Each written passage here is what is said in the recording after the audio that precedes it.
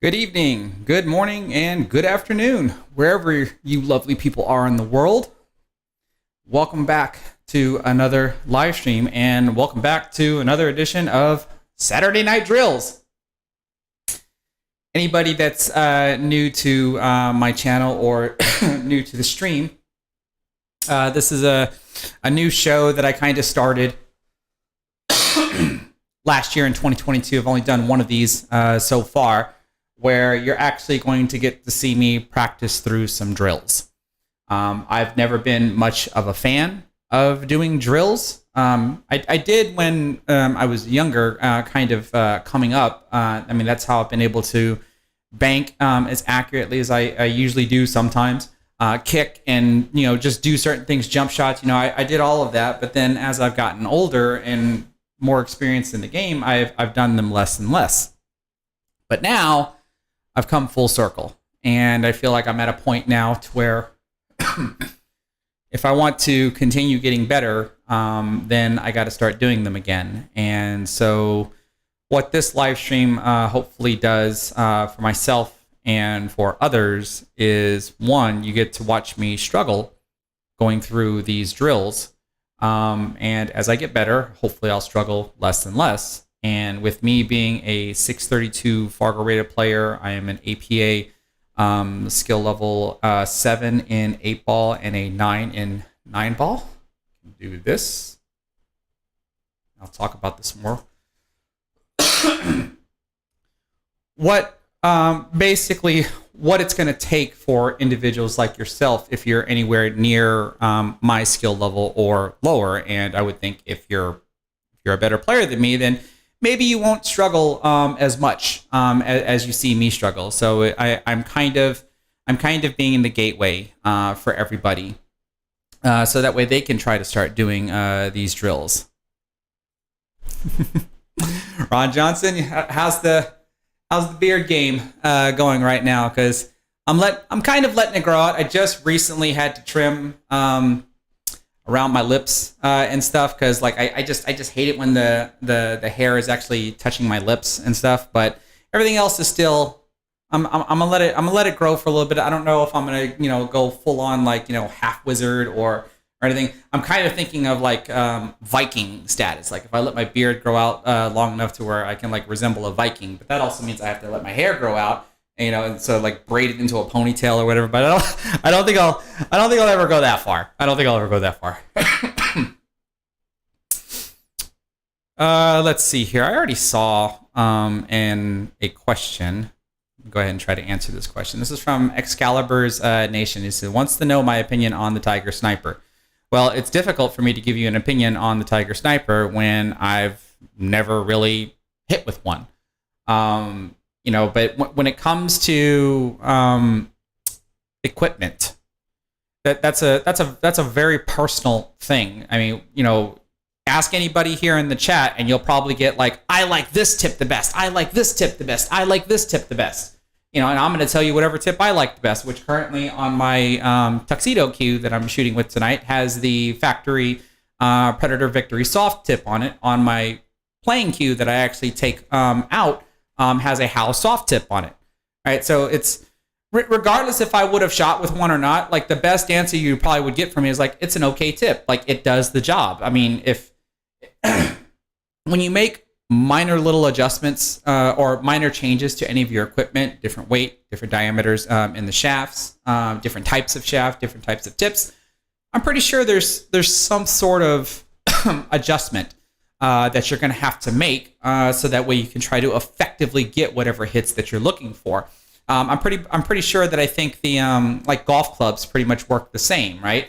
It's just certain golf clubs are cut a certain way that allow them to aerodynamically swing faster through the air, get a little bit more speed in the swing and send the golf ball, a couple of yards farther, whatever. So cues, as far as I know, pretty much go the same way, and it's going to be very personal on whether what you would want to consider good, because one person will say this is good, another person will say that it's terrible.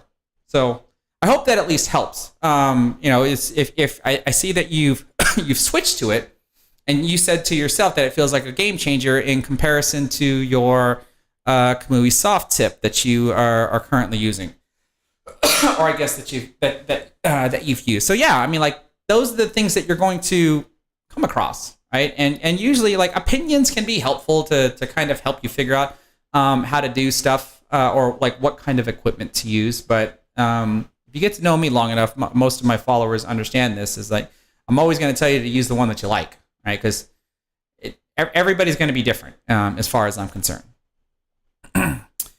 Okay, so at least on YouTube, if you look at the pinned comment, I'm still playing around with my little bot that I have here that allows you to do some fun stuff. So if I type in !commands, you can see my little bot comes up with a little answer, and that link that you see there should be the same link that's in the pinned comment. And so if you click on that link, it's going to take you to my Stream Elements social media page, where you can actually see a list of commands that you can actually kind of play around with. Most of the commands that are currently in there right now are to help viewers by answering questions that most commonly y'all know. So you can answer in one of two ways. If someone asks, what's my Fargo rating? You can obviously type in 632 if anybody remembers that I'm a 632, or you can type in !skill level. And then hopefully the bot should come back and tell you that my Fargo rate is currently a 632. I'm an APA 8, or I'm an APA 8 ball, I'm a 7, and 9 ball, I'm a 9. And like I said, there's a bunch of other commands. Most of them are accessible to everyone. But as I get more and more into how these commands are going to work, there's only going to be certain commands that only certain individuals are going to be allowed to use. Like, for example, only subscribers might be able to use certain commands. Other types of commands everybody will be able to use, and perhaps other types of commands only my moderators will be able to use. But the list is very limited right now, as it's something fairly new that I'm trying to add to the stream. So yeah.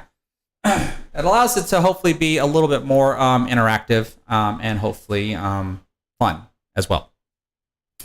Now, before I go any further, please give me a sound check. I've moved the microphone a little bit closer to my face. I do notice that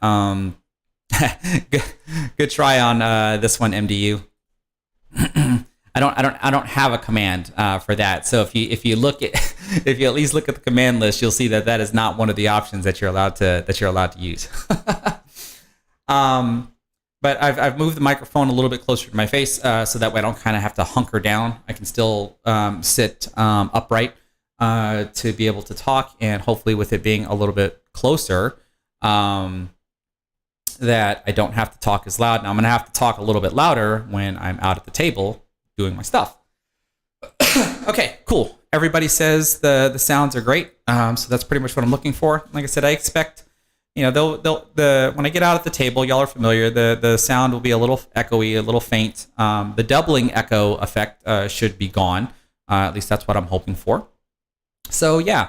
Before we begin, I have to give a shout out to my sponsors, Onboard Sportswear and Town Billiards. If you're not familiar with Onboard Sportswear, they are the company that makes the jerseys for the Moscone Cup. And I am renewed with them for another year. So my discount code LilChris10 is still valid. So if you go to either of their websites, onboardsportswear.com or onboardsportswear.us, if you're in the United States, you should be able to use my discount code LilChris10 and get 10% off of your purchase.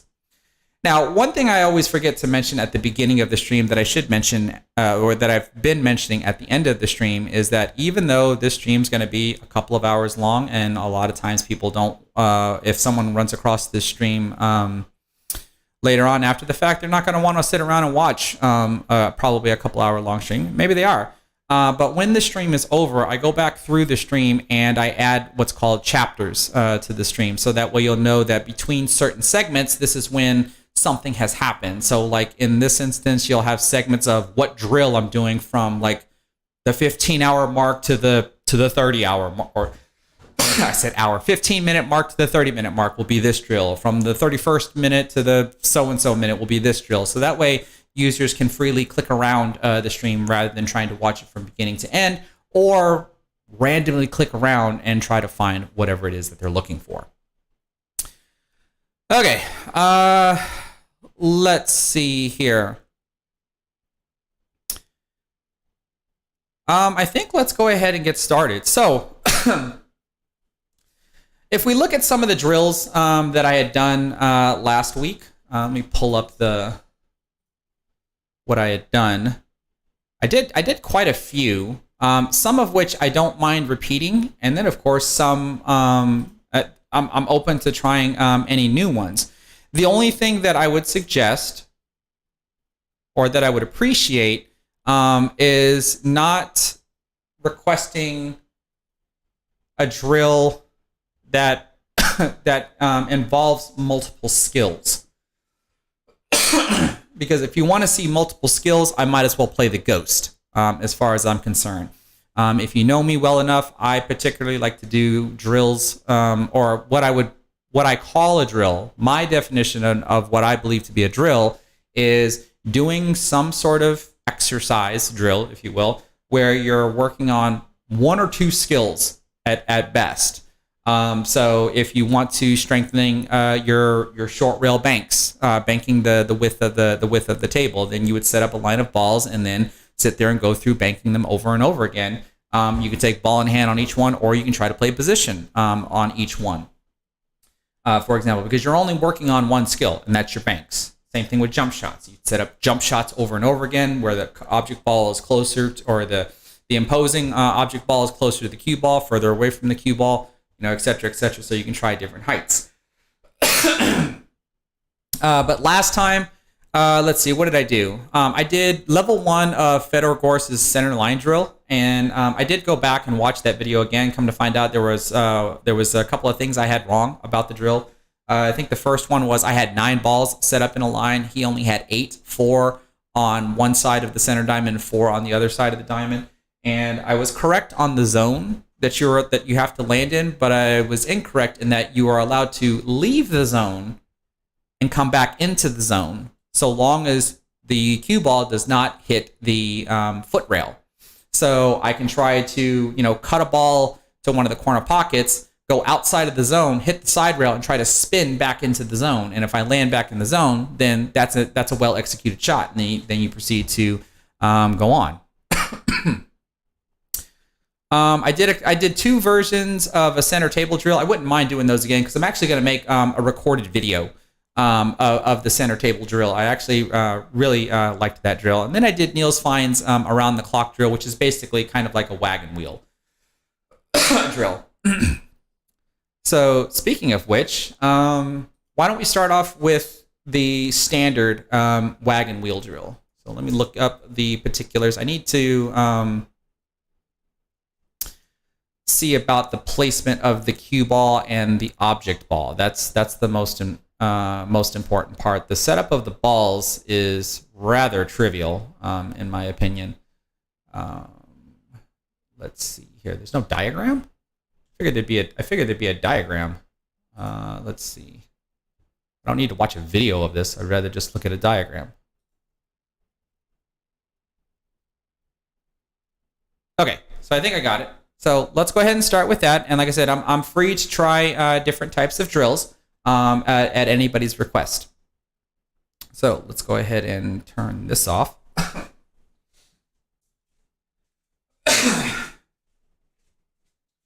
So what we can do is I'm going to set up a ball at each of the diamond segments, including the pocket. Now I like this drill because it basically trains the vertical axis of the cue ball, which I think is good. Now, let me get some stickies.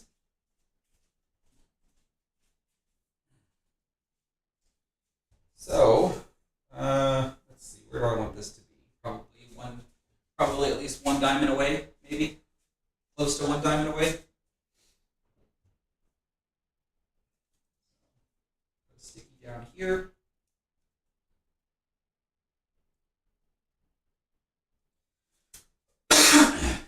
And then the cue ball typically is at an off angle, but it's not at much of an off angle.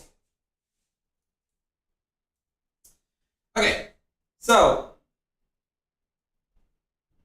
another thing that I've been trying to make sure I do when I talk about doing these drills is, well, what's the benefit? Well, when you're playing pool, 8-ball, 9-ball, or even straight pool, one of the things that you have to do quite often, besides make balls in pockets, is there's going to be clusters. And you have to be able to make a ball and send the cue ball into the cluster. And this drill here helps figure out how to do that without using any side spin. There are wagon wheel drills that you can actually do with side spin as well, and I may or may not demonstrate them tonight. So the objective of this drill here is, one, you don't have to do it in one attempt. You know, the idea would be is how many attempts does it take you to go through the entire exercise? But I want to be able to make the 4-ball, in this case, into the side pocket, and then hit this 1 ball. If I'm successful at that with the 4-ball being gone, I'm going to put the 1 ball back on the spot and cue ball back over here, and then I'm going to attempt to make the 1 ball, try to get the cue ball to hit the 6, and then so on and so on and so on. So if you've never done this drill before, one thing that I would like to recommend to start out with is to understand where the cue ball goes with a center ball hit, basically a stun. So that's what I'm going to start with. Let's see what happens if I stun off of the 4-ball, and let's see where does the cue ball go. This is the center ball hit. All right, pretty much over to the 14 ball. And I hit the 14 ball, but I'm not on the 14 ball, so I can't take the 14 ball off yet. So here's the cool part about doing that. Well, one, if I'm going to attempt to hit any of these balls, then that should hopefully automatically tell you that I'm going to have to start using different levels of topspin and possibly different levels of speeds. I might have to cheat the pocket a little bit in order to be able to hit any of these. But once I'm past this ball, in order to hit this one, or this one, then I have to start using different amounts of bottom spin, different amounts of speeds, and then possibly cheat the pocket as well. So we at least know that for the first 4 shots, I'm going to have some form of topspin. And then when I get to the 14 ball, I'm going to use a stun shot. And then after that, I'm going to try to start gradually drawing the ball into each of these. Because even when I get to this ball here, I don't necessarily want to hit the side rail and come over here, though that's another option. But that kind of goes along the realm of doing Neil's finds around the clock drill that I did last time. So let's see, I'll try to keep count of how many attempts it takes me to go through the entire drill. So let's try to make the 4 and hit the 1. So I'm using a lot of topspin and probably a rather soft hit. Alright, so the first shot usually should be fairly easy. So now we're going to take the 1. And so I've got 2 options that I can do here. Because if you're familiar with, one, the tangent line, which is what I did with the stun, and with top spin at different speeds, the harder I hit this shot, then the further down the cue ball will travel the tangent line before the top spin starts to take effect. So I can either try to hit the 6 ball in one of 2 ways. I can either not use as much top spin as I did on the previous shot and possibly use the same speed, and I might be able to hit it. Or I can use the same amount of topspin and maybe try hitting the ball a little bit harder, so that way the cue ball will slide down the tangent line a little bit farther and then start to roll forward and possibly hit the 6. That's going to be up to you to figure out how you want to try to practice. Because the entire goal is to just make sure that you make contact with the other ball.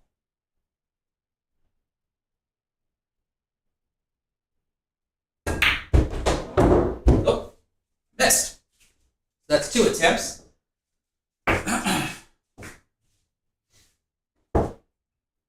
So based on what I saw there, I can use the same amount of topspin and hit it a little bit harder, and then I should make contact. I did lower the tip a little bit. There we go.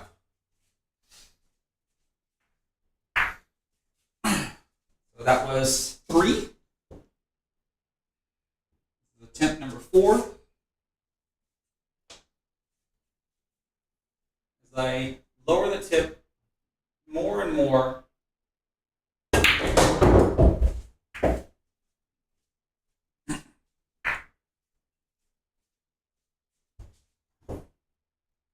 And this certainly teaches you what different levels of top spin and bottom spin can actually do to the cue ball.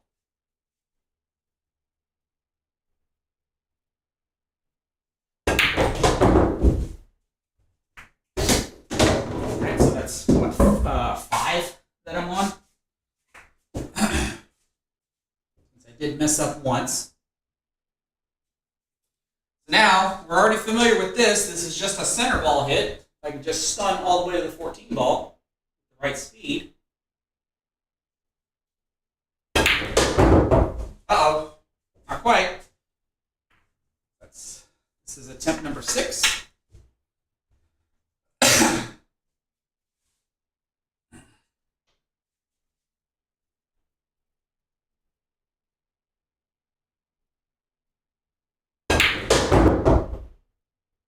There we go. And so now here, we start drawing the cue ball. Here's where you're going to find you're going to mess up the most. I know I will.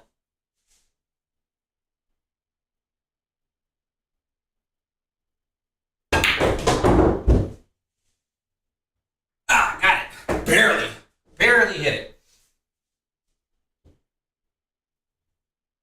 All right, so 1, 2, 3, 4, 5, 6, 7, 8. I think this is my 9th attempt.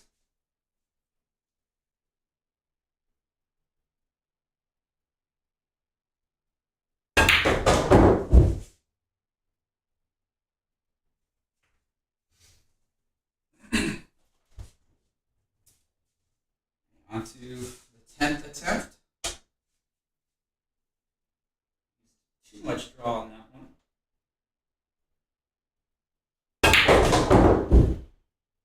Eesh.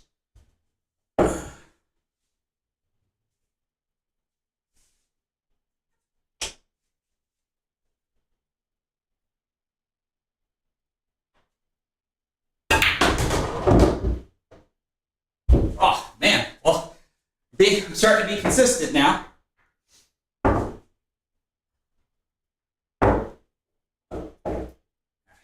This should be enough, hopefully. So now you also start getting an idea of how you can try to run the drill with your setups and stuff. I think this is attempt number 12. 12 or 13. There we go.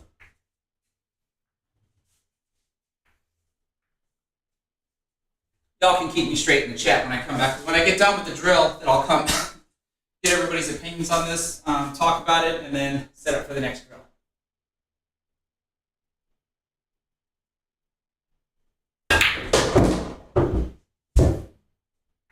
Nice.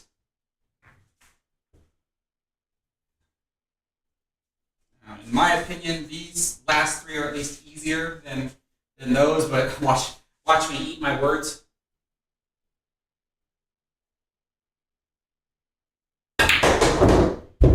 Well, no, I hit number 2.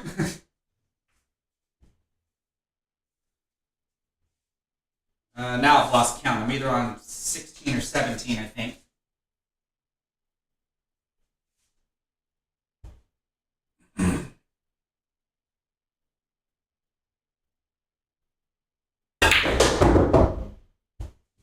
And see, I don't want to do that. I don't want to hit the rail and then hit the 12. I mean, I could certainly do that, but I just kind of think of that as a different drill.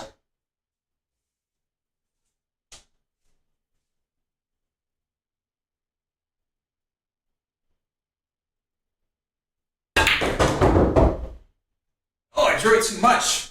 And it's perfectly fine to where if I drew and hit the rail and then once it rebounds, it clips the ball, that's okay. If you at least hit the rail that the ball is on before you hit the ball, I would consider that okay.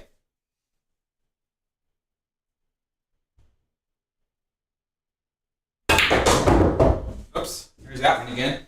So there I am. I'm eating my words, right? I'm having a hard time hitting this ball.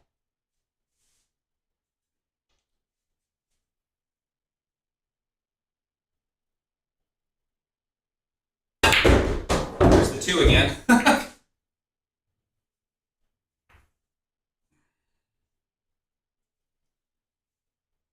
And so hopefully what this should be teaching you, which I'm not paying too close attention to, and I should be, is where I'm hitting the cue ball, like where exactly am I pocketing the ball? Oh, gosh. So that way I can make minor adjustments, very minor adjustments like that. That was my closest attempt. So if I can try to replicate everything that I did and maybe hit just a little bit lower on the cue ball. Nope, not like that. Then I should hopefully be able to get the hit.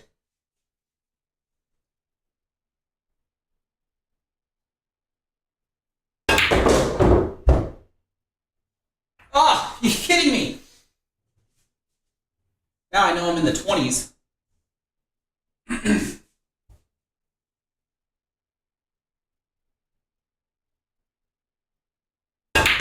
There we go. I can tell that one's going to hit. All right, let's see if I can do this without having to get more balls out of the ball return.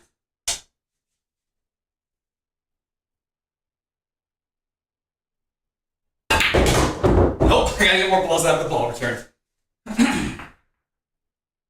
2 more, at least.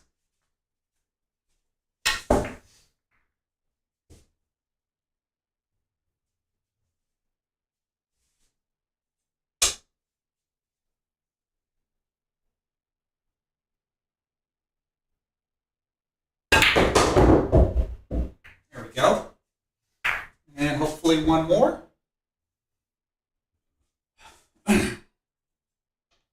All right, so if you really want to understand, or at least have a good understanding, there we go.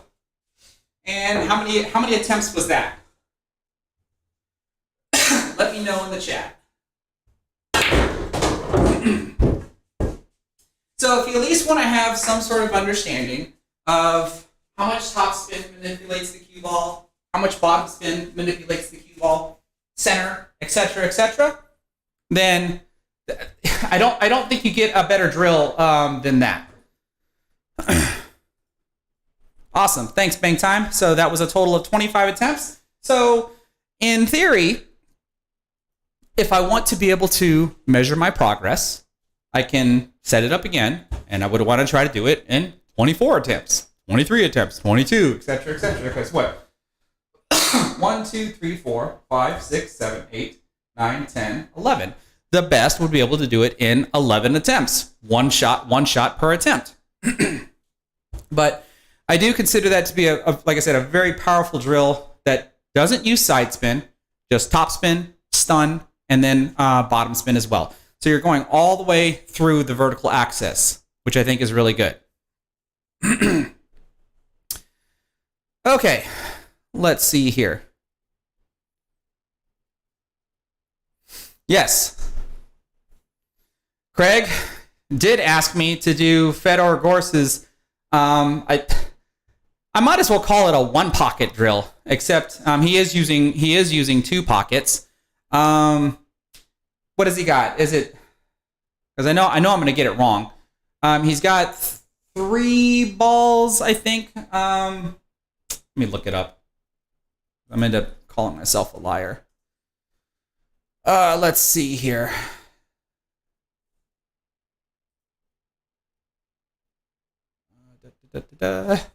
Excuse me. Which I did hear that he's doing really good at turning stone. And what I've been watching the chat. Is he currently playing against Jason Shaw on the winner side, I think? Make sure that go. And then here's the drill. It's called Inca. Okay, so I'm looking at the diagram, or I'm looking at the way he's got his table set up. And it looks like he's got 4 balls about at the second diamond from the corner pockets. And if I remember correctly, he said they're 1 finger width away. Then he's got 4 balls in the center of the table, about 2 fingers away. So you start at the absolute middle and put two on one side and 2 on the other, and then 2 more, or I'm sorry, 4 more at the head string in the same order, or in the same format. And if I remember correctly, you're supposed to shoot a ball into the corner pocket and then come back around and get position on, I think, any of the 4 balls that are in the middle of the table. And whatever pocket you shot your ball in, you have to shoot another ball into that pocket. But you're then getting position on the balls that are on the other side. And I think you do start from the outermost ball, or actually, I don't know. I'd have to watch the video again. But all I know is that you're shooting 1 from one side and then 1 from the middle of the table, 1 from the other side, back to the middle of the table, 1 from the other side, back to the middle table, 1 from the other side, back to the middle table. Now the middle table balls are gone, and there's still 4 balls down by the foot rail or by the second diamond, because then you have to shoot those in and then try to pull the cue ball back towards the behind the head string in order to shoot the other 4 balls back to the corner pockets. So if I were to look at that, I may give it a try in the future, and that seems like it's a decent drill to practice your bottom outside spins, it would appear. So if you're shooting, for example, let me turn this back off. So, like I said, you've got 4 balls here and 4 balls here, 4 balls here and 4 balls there. So when you shoot a ball into that pocket, you're going to want to use bottom right spin to hit the side rail and try to spin behind the row of 4 balls in order to shoot a ball over there. And then, but when you shoot here, though, you can, depending upon the angle that you get on a ball, you can kind of just roll through to get position on these balls and then use bottom left in order to hit this rail and come back behind the 4 balls until they're all gone, and then kind of do the same thing. So it's a mixture of bottom outside spins and then possibly a rolling cue ball. So yeah, that's actually kind of good. It's only really utilizing 2 skills: bottom outside and then possibly a rolling cue ball. But I would agree with the vast majority in saying that that's a pretty hard freaking drill.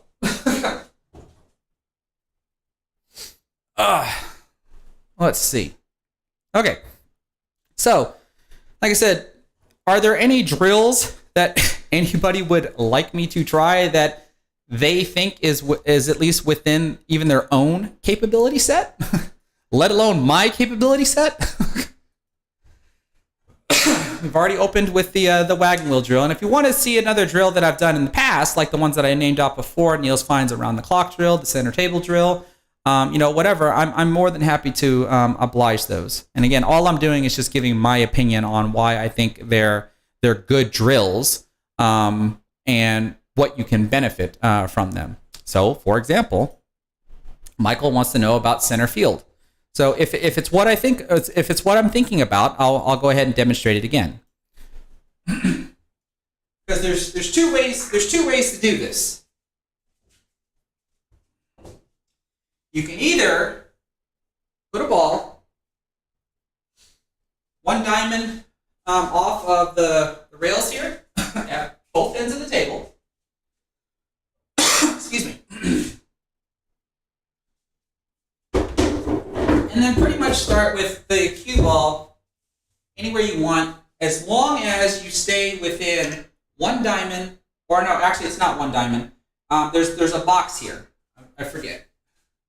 The box is between here and here for the side pockets, but it's also 1 diamond from each of these. So the box is like right around here. So matter of fact, let me do this. Let me move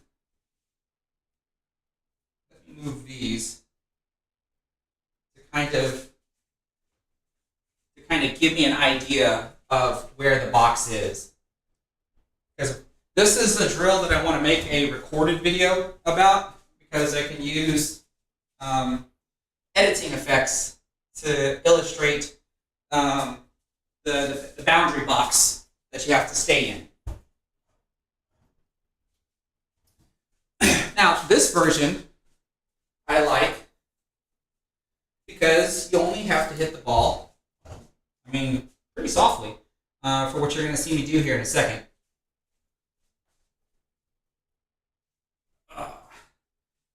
This is usually why I like to set things up ahead of time. That's close enough. It's not going to be perfect. But you get to see the behind the scenes of how this stuff works. So that's close enough. So this is basically the box that your cue ball has to land in. So what you can do is take ball in hand anywhere and shoot at any ball that you want, but your objective is you have to be able to get back into the box.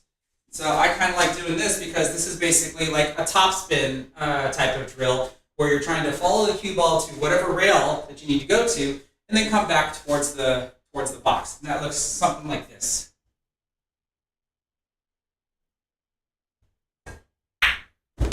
Unless, of course, you hit too soft, because then you have to start over. So let me get dialed in here, how hard I have to hit these shots. Then, of course, your objective would be, how many of these can you do in a row?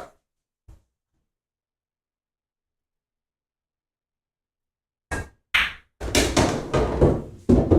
we go. So based on where the cue ball is at, that's going to determine which one I'd probably shoot at next, because which one do I think is going to be easier for me to land back in the box?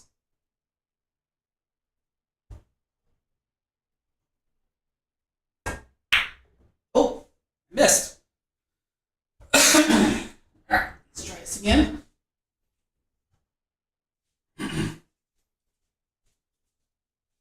But you get the idea. It's a fairly simple drill, but I think it just yields a lot of benefits as far as rolling the cue ball around.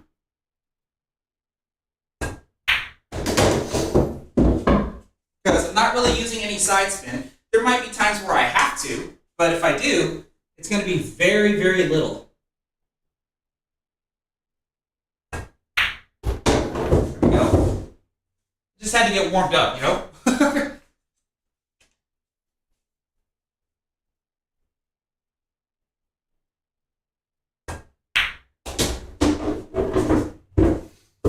There we go.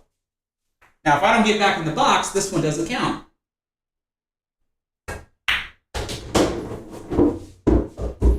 And there we go. So there's at least 4, right? So now I can come back and just set them back up. Leave the cue ball where it's at and keep on going.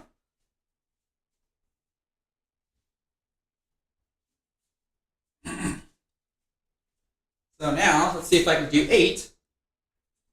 And then I'll move on to the other version.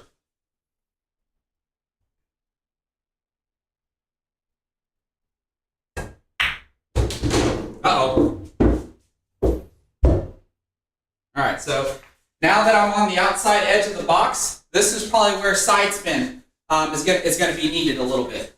So like when I look at the shot here that I have on the 11 ball, and I don't want, this is just my personal preference, but I do believe you are allowed to shoot this ball, for example, and then go 2 rails and then come back into the box. I don't want to do that because to me, that's unleashing another skill. I want to try to just stick to doing the same thing over and over again, which is following to the rail. But I did say that at certain angles, you might just have to use a little bit of spin to try to pull the cue ball back. So that's really the only difference. But, I mean, by all means, if you think you want to shoot this shot and try to 2-rail yourself back into the box, then go ahead and do it.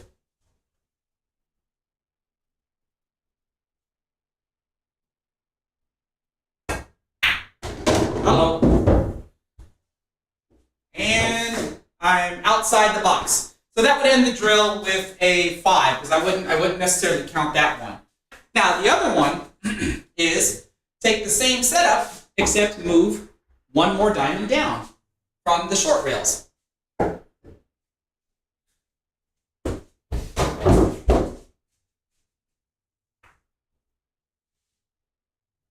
This. Because now what you want to do is you want to use kind of like the Fedor Gorst drill. You kind of want to use your either stun or bottom outside spins to be able to hit the side rails and come back towards the same landing zone. So in this case here, I'm just going to want to give myself a slight angle on this 5 ball, come over here and hit the right side rail, and then come back to get it back into the box.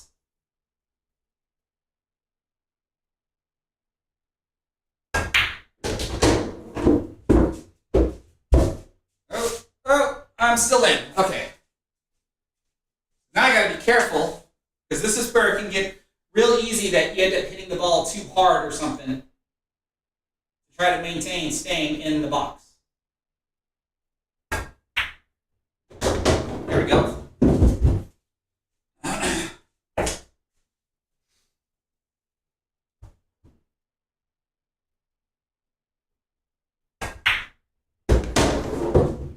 I'm kind of letting the spin do it for me, but then of course this is different, right? I can't spin this because of where I landed. So the only thing I'm really trying to do here is just draw the ball.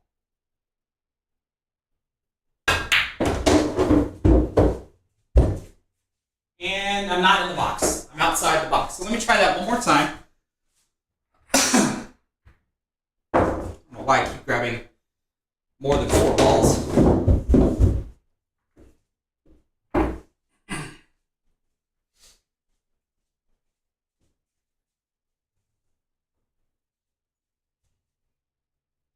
So you can see where it's really easy for this drill to break yourself down, because if you don't get a good angle, like I did on that last ball, well then I kind of have to unleash another skill, which is just a draw shot. But if you have to do that, and that allows you to continue doing the drill, I mean, by all means, go ahead and do it. It's not like it's that big of a deal.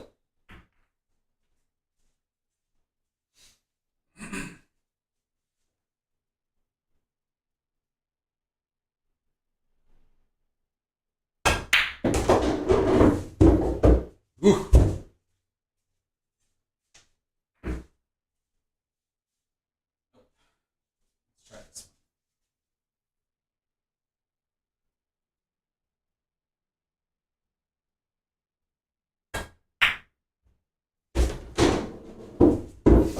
Right? See, it's the same thing. Look where I landed. Because really, I know that if this is the shot line to the 13 ball, if I want to keep using the same skill over and over again, I need my cue ball to be on this side of the shot line, so that way I can go over to this rail, come back towards the middle of the table. Now it looks like I'm going to go to the other rail. So it's still kind of the same thing. It's just that this one's much harder to do because of all the distance the cue ball has to travel.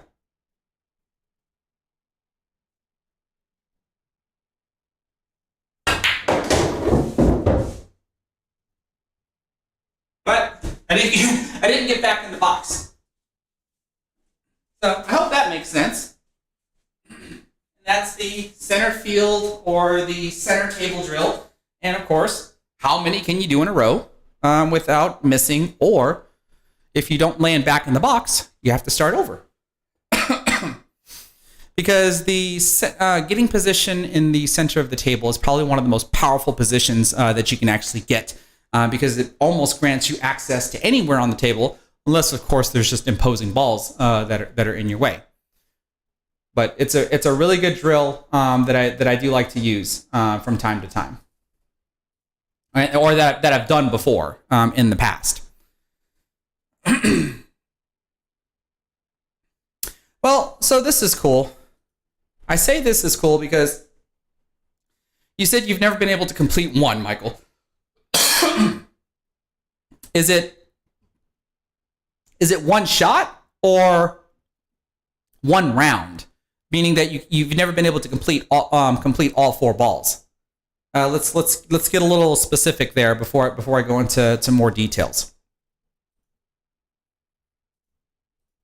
Because the one thing I know that is super frustrating about doing drills is the amount of failures that basically discourage you from wanting to do it more and more. So Michael, you're saying that you haven't been able to do 1 round. So are you at least able to do 2 in a row? Right? Because give yourself something that you know, or something that you are confident in achieving. That way, when you achieve it, that's kind of a confidence booster. And then when you're able to achieve it more than once, because you can't do it just once, because first time lucky, second time okay, maybe third time might be good to go. But if you can at least complete something that you feel is achievable within your skill set, then you add complexity. So, for example, if you can't complete 4 shots in a row, well, then just set up 2. Set up like a corner to corner, or one on the same on the same side of the pocket, or one on the same side of the table, and try to see if you can complete those. And then if you can, then add the 3rd ball. And then once you're able to complete 3 balls, then add the 4th ball. Like, that would be the best way to progressively try to get through the drill, versus if you just try to complete the drill and you just keep failing over and over and over, you're going to be like, screw this. Like, this isn't even fun. You're not even having fun anymore because you're not able to complete it. So just change the parameters a little bit to where when you are completing it, it is a little bit more fun. And then when you're completing it more and more, then challenge yourself by making it just a little bit more difficult. That would at least be my suggestion on that.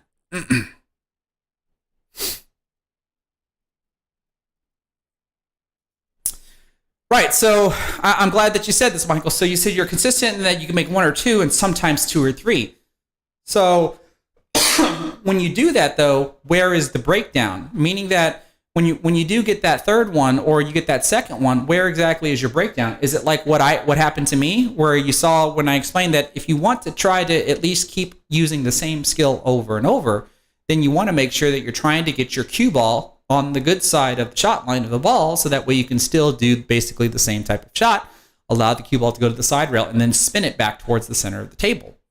So if you're not landing on the good side of the shot line, that's where your improvements would be, to where I would say, again, start with just 2. Try to get 2. And remember, when I say start with 2 shots, you still have to be able to execute the 2nd shot, hit the side rail, and then come back to the center of the table. And then do the same thing with 3. Like, everything ends when you're able to make the ball and get the cue ball back to the center of the table. And when you're able to consistently do that, add the next ball, and so on and so forth. Then try to see how many rounds you can actually complete.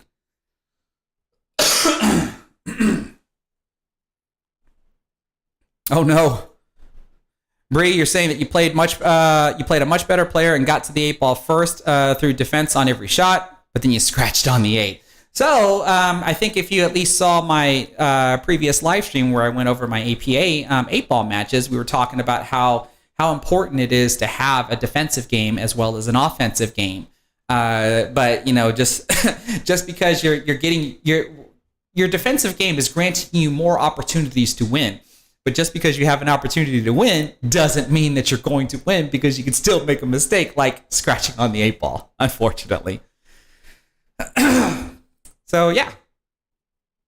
All right, what are we at so far? So we've been going for almost an hour, and I think I've gone through 1, 2, 3 drills, because this is essentially two separate drills.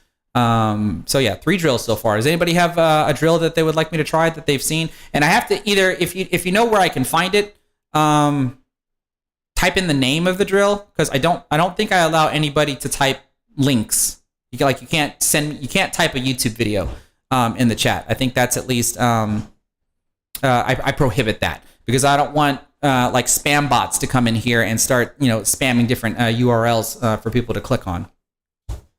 So only myself, and I think only my moderators are allowed to post links in the chat. Which, by the way, I see one of my moderators, Eves, is in here. Eves, call heads or tails. Let's have some fun. Tell me heads or tails.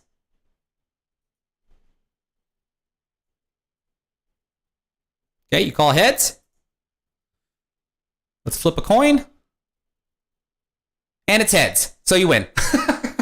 Right, so that's one of the other commands that I have that the subscribers, only subscribers, are allowed to use that command, or at least I think. Like, I'm still getting used to how these things work. Nobody else, if you're not a subscriber, you should not be able to use that command. So that way you can just play around. And so I like this. What other commands are there? Well, if you look at the pinned comment in the live chat, you'll see the list of commands that I have. And so roll dice is not one of them. So I might go ahead and put roll dice in there. But again, that'll be just something for subscribers most likely to use, because I just don't want people just to be spamming commands over and over and over and over. I just happened to come up with the flip coin command today as I was getting things ready as well.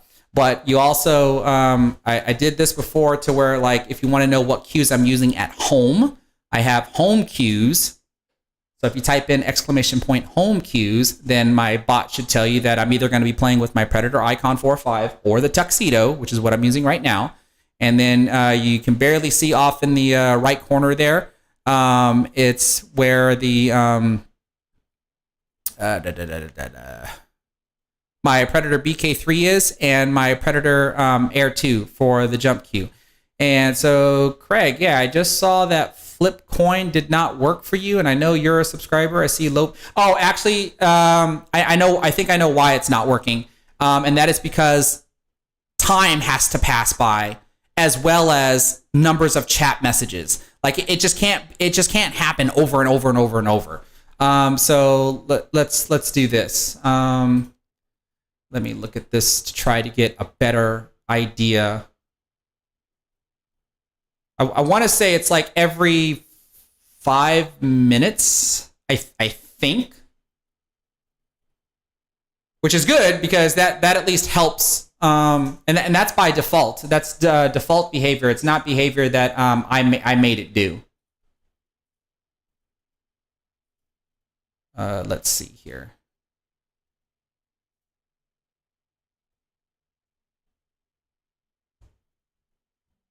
Why is this not working? I hate it when it does this. Try this again.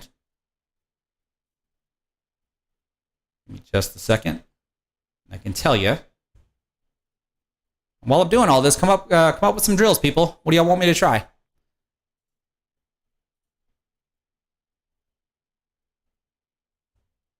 Okay, so yeah, it looks like there's a global 5-minute cooldown, and then there's something called a user cooldown, which I don't really know what these even mean. But it's either every 5 or 15 minutes. These types of commands can be used. So since I'm the one that initiated the flip coin, wait about 5 minutes, I think 5 or 15 minutes, and then if you're a subscriber, try it again, and then see if it'll work. Because those numbers I cannot toggle. Like those are always the same, as far as I know.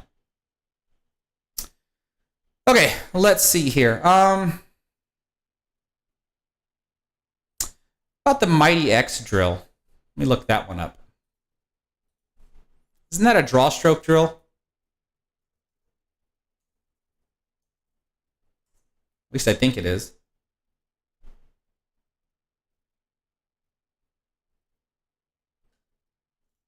And I've seen multiple channels do it before. So it's either a draw stroke drill or it's a stop shot drill. I can't really remember.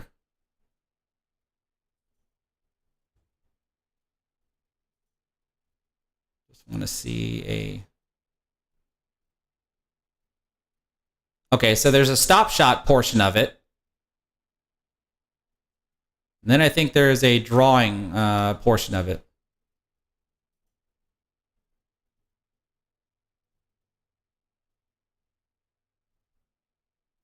Oh, there's all three. Never mind. There's the stop shot, then there's the follow shot, and then there's the draw shot version of it. Okay, so let's go ahead and do that one. Let's try the Mighty X drill. Let me turn this off.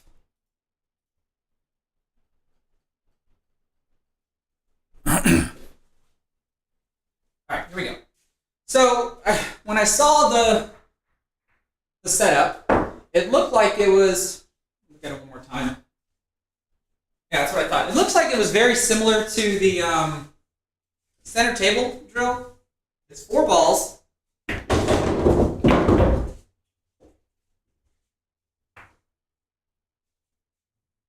One diamond away from the side rails, and then 2 diamonds away from the short rails. And you pretty much do want these to be straight in with each other. And then here's where you can see the X, because here's one side of the X, and then here's the other side of the X. So you do want these to be straight in. So simply put, you can try to play a stop shot. You can try to play a draw shot where you draw all the way back to the corner pocket and scratch, or you can try to play a follow shot and follow into the corner pocket that you're going to make the ball in. So when I try to do a stop shot, or at least when I'm practicing my stop shots, I want to make sure, one, that the ball is perfectly straight, and then two, if I hit this stop shot, I don't want to see my cue ball, or the 8-ball in this case, rock to the left or the right at all. Nor do I want to see it like kind of spin in place either. Because if the ball rocks to one side, that means I cheated the pocket and I didn't exactly hit it straight. And if I see the ball spinning on its horizontal axis, then I accidentally put in some side spin on my shot, which I don't want to do either. I just want to make sure that I'm actually just performing a stop shot. Let's see what I can do here with this first one. Just get the 8-ball to stop right on contact.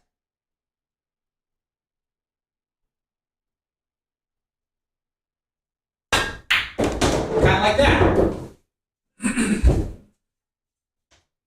As long as these are nice and straight in, because if they're not, it's gonna force me to do a cut, and I don't want to do a cut because then the cue ball that I use is going to rock, and I don't want that to happen.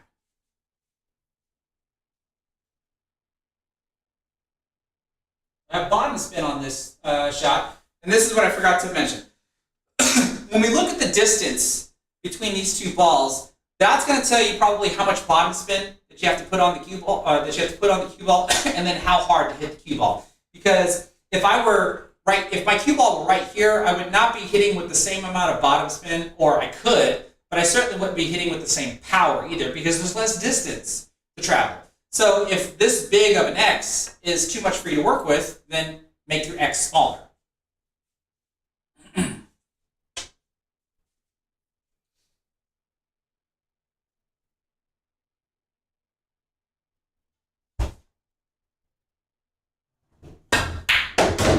And so I don't know if y'all saw, but my 4-ball it kind of wiggled to my right a little bit, but it was close enough. It was close enough. So now, both of these were actually done pretty good, so let me just kind of reset them. And it really doesn't matter which way I do these.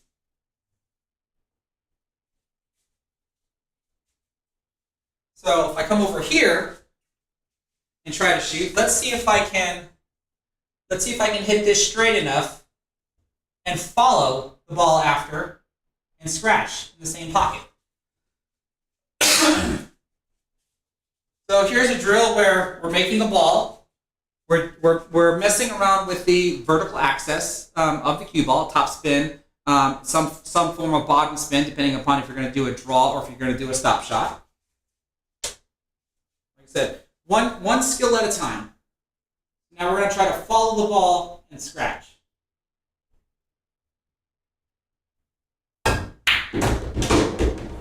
That was good.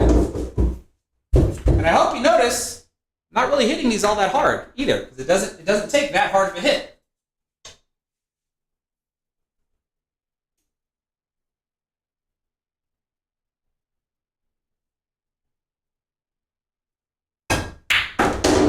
Okay, so that's good. Now for the hard part, which is going to be drawing the cue ball.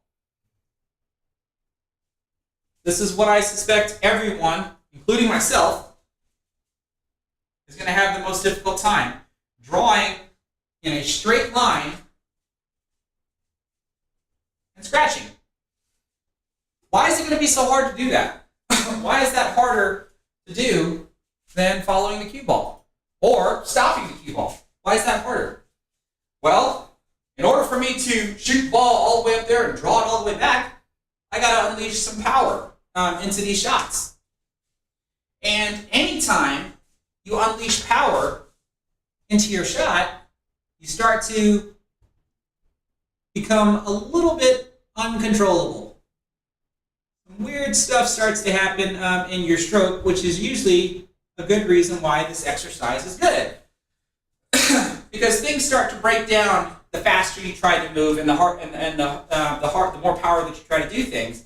And so the only way to fix them is you have to keep practicing them repetitiously over and over to try to straighten out whatever it is that you're doing whenever you're hitting a ball hard or hitting a ball fast. So now, as opposed to the stop shot, which I was able to execute rather well, now I can use the same amount of bottom spin, but hit so much harder to try to pull the ball all the way back here. Let's see what I can do.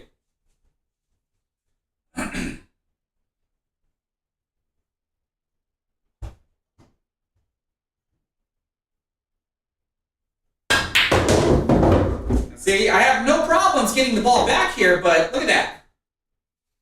Hitting straight, that's a different story. Because since I didn't draw the ball straight back, then I must have cheated the pocket.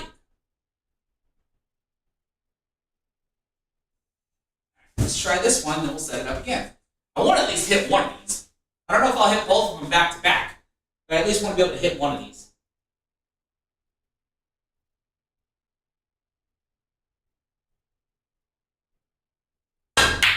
Oh, that might be good. Never mind. Wasn't hard enough.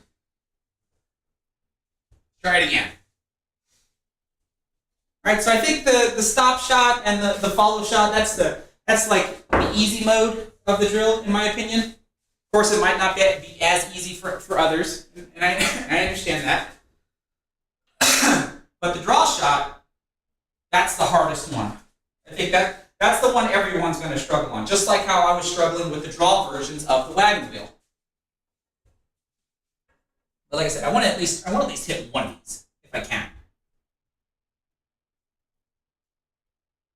Normally, if I were to set this up, I'd have my lasers out so that way I can put sticky labels down and be able to easily set this stuff back up.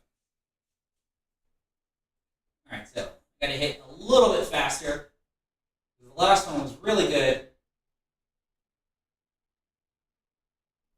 Like that. Oh, it's gonna rattle. Oh, look at that, it rattled. All right, let's see if I can get this one.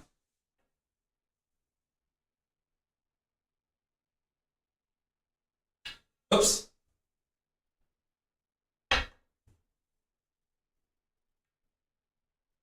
Yep. See if I can get this one.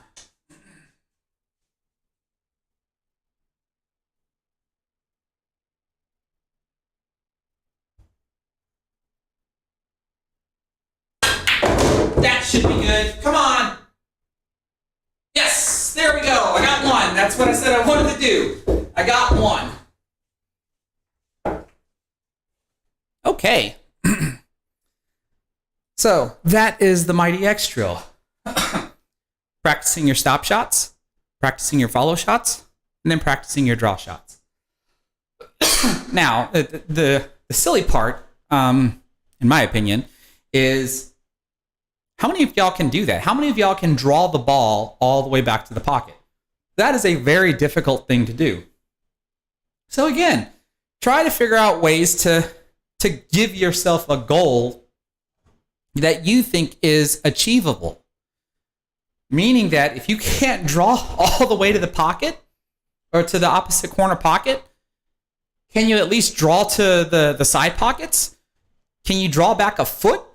Like, anytime you do any of these drills, if the original drill is too hard for you, then simplify it a little bit to where hopefully it's something that you can achieve. And then once you achieve it, then start progressively working your way back towards the original setup of the drill, and then start to work on it. Because I would really hate to see any of y'all give any of these drills a try and then listen to how frustrating it is that you can't get through them. The wagon wheel drill, for example, start with just the first 4 shots because it's just topspin shots. Can you complete the first 4 shots in just 4, let's say 4 to 8 tries, meaning that, excuse me, meaning that you have at least 2 tries per shot. And if you need 3 tries, then fine, take 3 tries. But focus on all you're doing is just using topspin to be able to hit the first 4 shots of the wagon wheel drill. And then add the 5th ball, which I showed you is a stun shot. And then you saw me struggle through all the draw shots. right? I think Bang Time was the one that said it took me 25 attempts in order to get through all of them. All right, let's see here. What have I missed? Oh, so you found you found the 8-ball command. Will I be able to bust 100 in straight pull in my next stream? And the 8-ball says it's so. Boy, you're you're really putting the pressure on me there, Eves, for my next straight pull attempt. My goodness, what in the world? Let's see here. Stan Turner, you're asking me, do I have a video on the cut break or the best break for a 9-ball on the spot? I don't remember if I actually have a video on breaking the 9 on the spot. I know I have. I think I know I have playing the ghost with the 9 on the spot, but let me look. I know I have something for the 9 on the spot. Give me just a second here.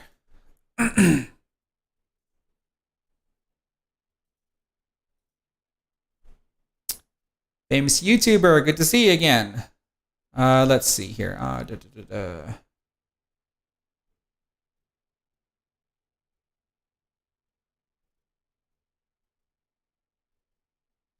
Okay, so it looks like I have at least this video here, but it's just break and runs, where I did a regular rack and then I did the 9 on the spot, and I honestly don't remember if I at least gave an explanation as to, and I need to put this on Facebook as well. I don't remember whether or not if I explained what I'm trying to do with the 9 on the spot break, but at least this video here should help out. It at least should give some pointers, I think.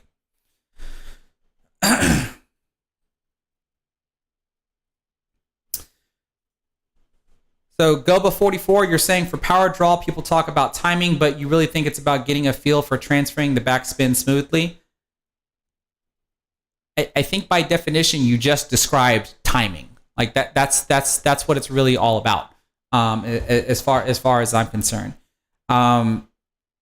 Because you're really trying to make sure that right at the point of contact on how low you're hitting the cue ball, your arm is at its peak velocity to be able to strike the cue ball and go through the cue ball. Now, some players, their peak velocity might not even be enough to be able to do what I did. And that's where practice and repetition of hitting faster and faster and faster takes place. Some people might only have a max velocity to be able to, from that distance that I did on my 8-foot table. On a 9-foot table, it'd be different because there'd be more distance that you'd have to do. I'd have to hit harder if I was actually on a 9-foot table. Speaking of which, let's go back to here in case anybody's wondering. But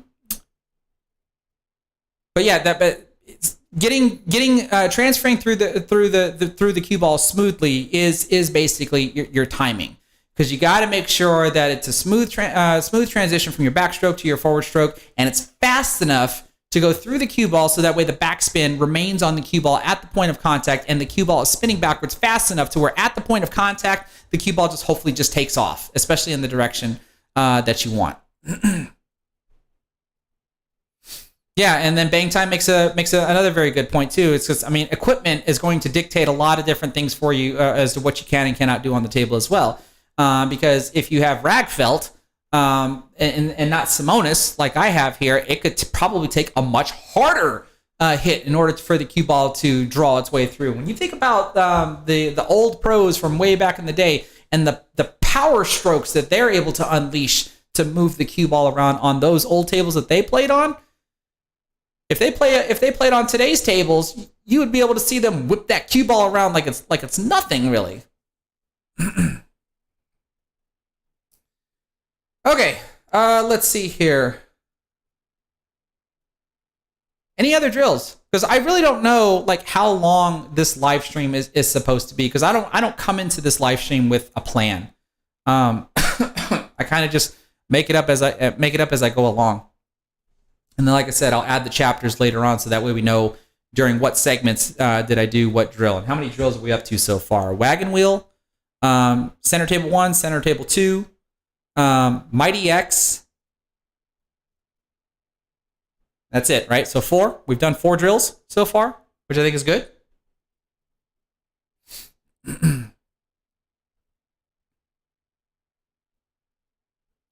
Matter of fact, is there any drill that any of y'all currently work on that you somewhat struggle on that you'd like to watch me struggle on, so that way you can laugh at me? I can certainly be that vessel for y'all.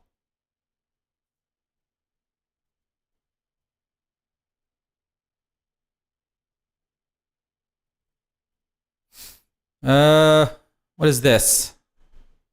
Max distance. You can space the balls and beat the object ball back to the rail with draw. I think I know what you're talking about there. That's the one where you try to shoot the yeah. So the cue ball is on the head string, and what I think the object ball is a diamond in front of the cue ball. And your objective is you have to draw the cue ball back to the head rail before the object ball that you hit makes it back to the head rail. My only concern that I have with that type of drill is, yeah, I mean, you're learning how to draw. Like, I get it, but there's just not the satisfaction of pocketing a ball. Right. If I'm gonna do something like that, I would do the Mighty X drill, where except I would make my X longer, right, and have like a full table draw shot kind of thing, and try to draw the ball all the way back to the corner pocket, because I would at least be having that satisfaction of making a ball and then excuse me, and then watching the cue ball try to draw all the way back in a straight line. So that's the only difference that I would have with this particular draw drill that you're talking about, cue ball control sometimes.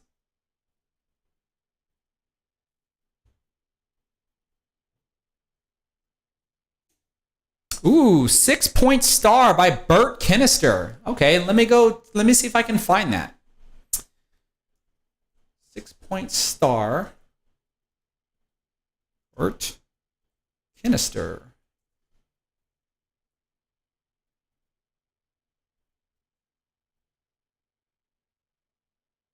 Apparently there's a 9-pointed star as well. Yeah, good old Burt Kinister. Let's see here.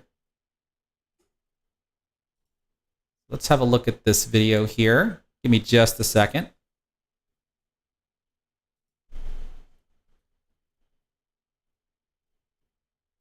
Kind of just have to try to skip through his video. Oh, okay. So is this is this a rotation drill? It kind of looks like one. Let me see how he runs it out.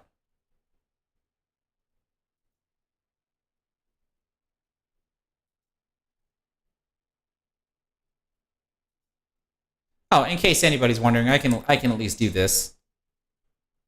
Let me do this so I'm not leaving anybody behind. Let's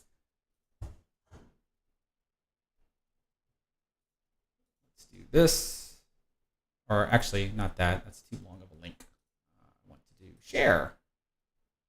This. This is the Burt Kinister 6-star drill. The only thing I'm trying to figure out is, does he run these out in rotation? Because it kind of reminds me of the Nick Varner 9-ball drill. And so it looks like he's showing you a progressive way to try to get through it, to where you only go through three points of the star first.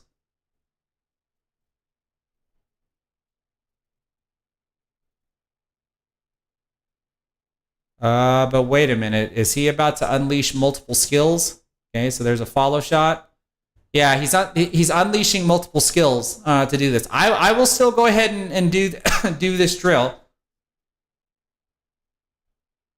And it does look like he did them in rotation as well.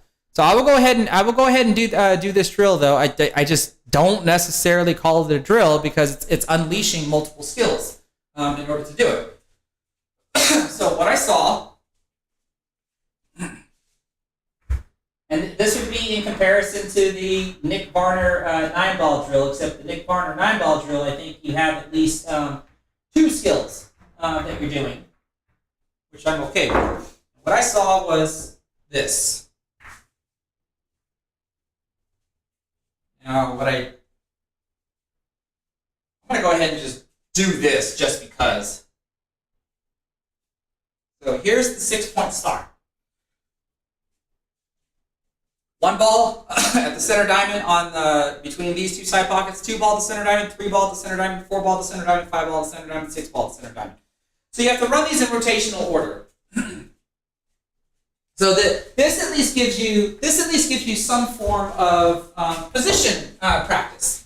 So when I look at this, if I shoot the 1 ball, clearly I can't shoot the 1 ball over here, and I'm not going to attempt to play a combo. I'm going to be shooting the 1 ball into that corner pocket. And then there's 2 ball. So I'm going to want to follow forward to some degree. But you should hopefully know and understand that you don't want to follow forward to where your cue ball's like this, because how in the world are you going to get to the 3 ball? Right? Because you're not going to play the 3 ball and play a 3-6 combination, and there's no reason for you to have to try to bank the 3 ball. You really want to try to play position on the 3 ball. So ideally, you're going to want to leave yourself some sort of an angle on the 2 ball so that way you can shoot the 2 into this corner pocket, have the cue ball hit the rail, and then come back up towards the middle of the table, again, for some sort of angle on the 3 ball. Because if we don't get an angle on the 3 ball, and we're like this, well then, what are we going to do for the 4? All we can do is just stop the cue ball, and look how hard it's going to be to go from the 4 to the 5. All right, so this is all about angle selections as well as for position play.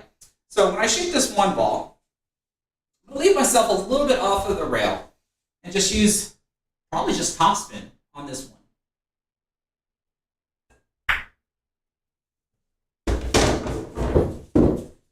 But now when I shoot this one's going to have a little bit of left spin.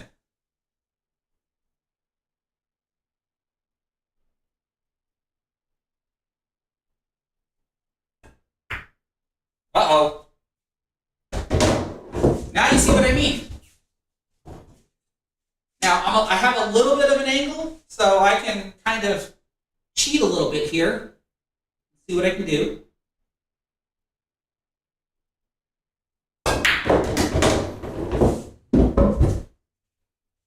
But by just doing that, unleashing another skill in order to get positioned on the 4, because that was with top inside spin. If I'm gonna do this, I might as well play the ghost or something.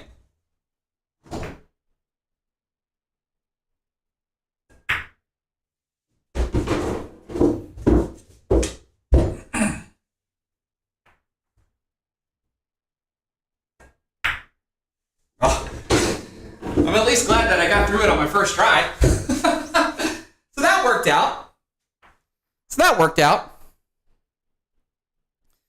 But that is the Burt Kinister 6-point star drill. Like I said, I think it's very comparable to like a Nick Varner to the Nick Varner 9-ball drill, as far as I'm concerned.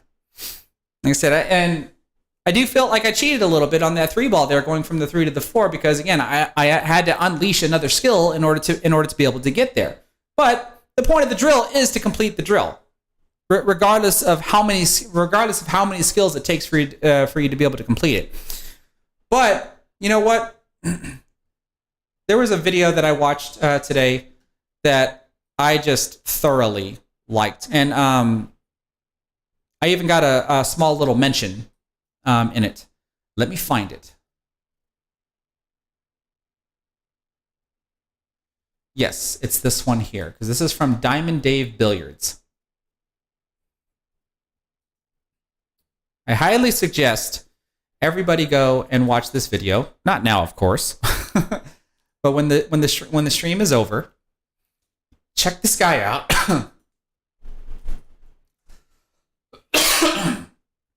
Check this video out. Check this guy's channel out. Really good channel as far as I'm concerned. breaks down certain components of the game really well. And in this video that I just put in the live chat, he gives me a mention at it as to what he's explaining, because what he explains in this video to me was just absolute gold in regards to understanding where your own game can break down by calculating rather simple percentages on how to do things.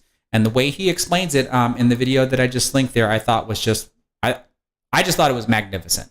And I highly suggest his YouTube channel, and then of course give this video a watch, because I literally just watched this video after some struggling straight pull attempts earlier this morning.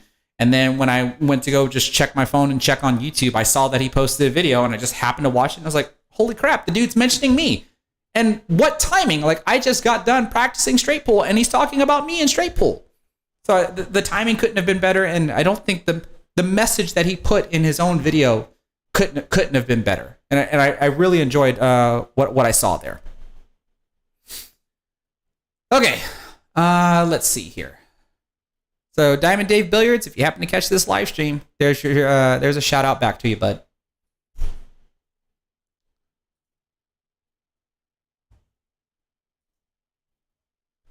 Let's see here. Okay. So we're going on an hour and a half. So I tell you what, here's what we're gonna do, because I don't want to just keep dragging the stream out. Seller Q Sports, thank you so much for subscribing to my YouTube channel. Welcome to my channel, and I hope the stuff that you find on my channel can be either entertaining and or educational for you. So welcome to the family.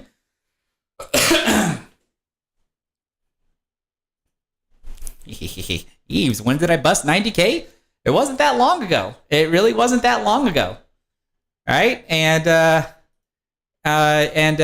my channel has just been on the up and up. My X marks the spot. That's what I called it. I think it's just the X banking system. It's an old banking system that I learned from Robert Burns VHS tape way back in the day. Kind of went viral not too long ago. Like I guess YouTube started recommending it on the homepage, and it's been getting a lot of views, and a lot of subscribers have been coming in.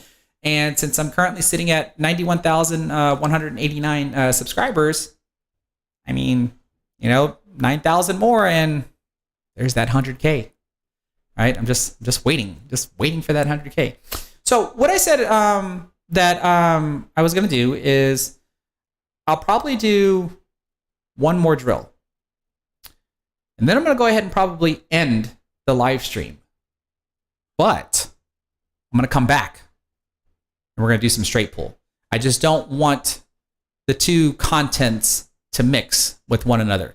This is strictly a drill live stream. That's a rather short one, an hour, possibly 45 minutes by the time I'm done with the last drill that I'm going to do. And then we're going to do some straight pull after that. So somebody give me a drill that you'd like to see me try.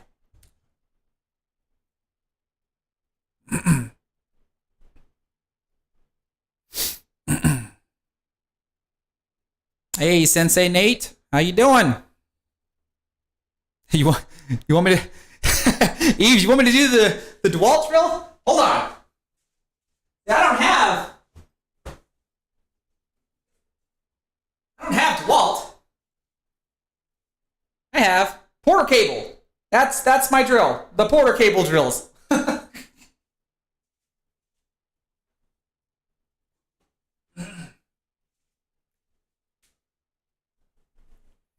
And yes, Bree, you couldn't be more true. Don't cross the streams. What is Egon? I don't even remember what did he say? What happens when you cross the streams? But hey, crossing the streams saves the day. But we're not going to do that with this one.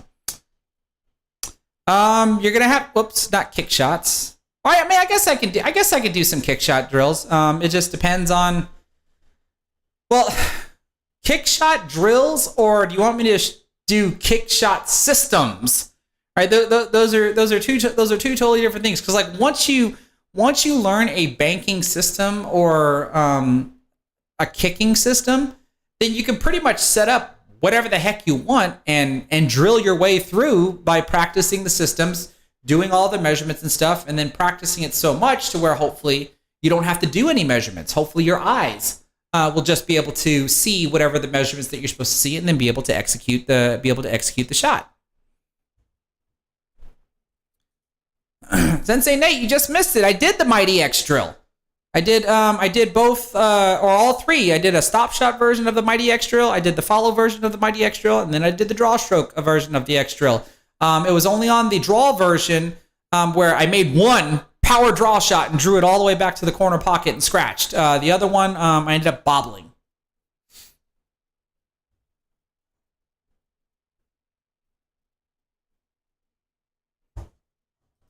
Okay, I will at least do this for you, Goba44, and if I happen to see something else, I might go ahead and try it as well. I already have a video that does this, that explains the two-rail kicking system.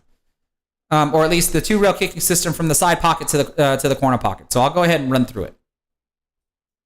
So the idea is this.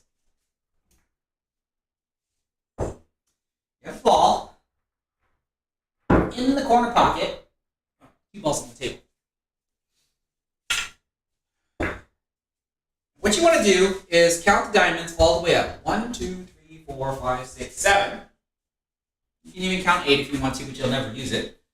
And then from the corner pocket opposite, the pocket that you're going to make, you count in half diamond increments. This would be 1. Half diamond would be 2, 3, 4, 5, 6, 7, and 8. What those numbers represent is the distance that you basically have from each of the pockets, or from the diamonds. So I can't do this, for example, because it requires me to shoot into the pocket. So how did someone even come up with the system?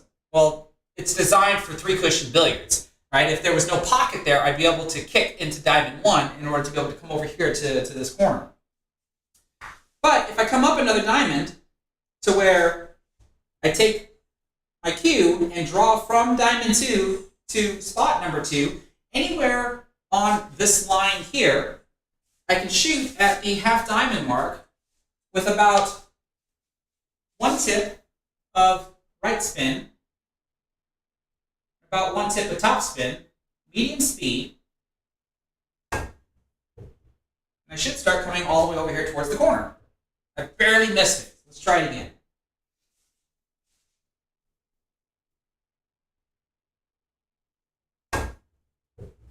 That should be a make. All right, so there's that. So if I take my cue ball and put it anywhere up here, then what I want to do is count. There's diamond 1, diamond 2, diamond 3, and it looks like I'm pretty close to diamond 4. Pretty close to diamond 4. Let me get this out of the way so I can access the cue ball. So I'm going to kick the cue ball right around here. Same amount of spin, same amount of speed. Let's see if I can get to the corner pocket.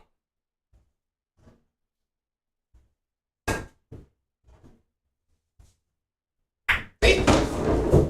This is what's called the +2 rail kicking system. The only way I can make this work is I've got to use way more side spin. So here's the part where you have to not be confused. The cue ball is currently on diamond track line 1, but it looks like it's 2 diamonds away. Right? This is actually not true. 2 diamonds away would be anywhere on this track line. You got to be very careful. You can't just count the diamonds and go, oh look, it's with diamond 2. You have to make sure what track line does the cue ball fall under.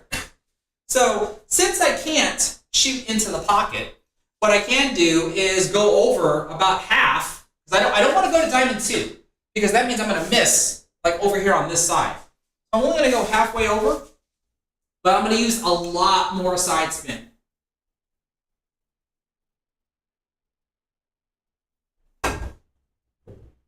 See, even with a lot more side spin, I almost came back to my original starting position. So now that tells me that maybe I can either go over a little more or take off some of the side spin. So I'm going to go over a little more.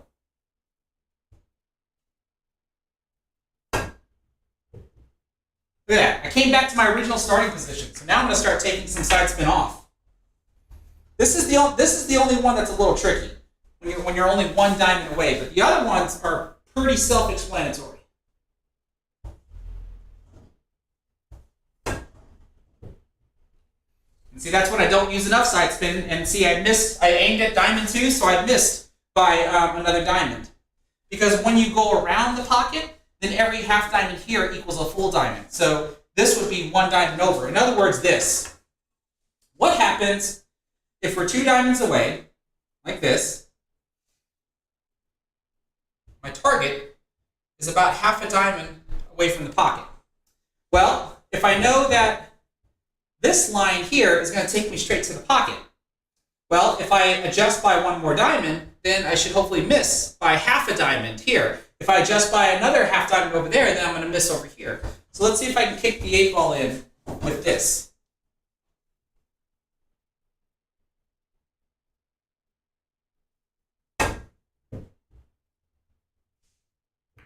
Look at that, pretty close, and no, just not enough pace. So I hope that makes sense in regards to the +2 rail kicking system.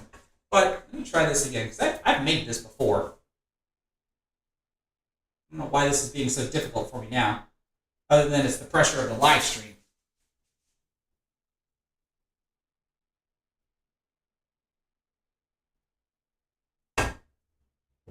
That might be it. There we go. So like I said, it's a little bit more side spin than the system is allowed to, and I'm aiming pretty much, even though I'm on the 1 diamond track line, I'm still aiming at the 2 diamond track line. I'm just using more side spin to compensate for it.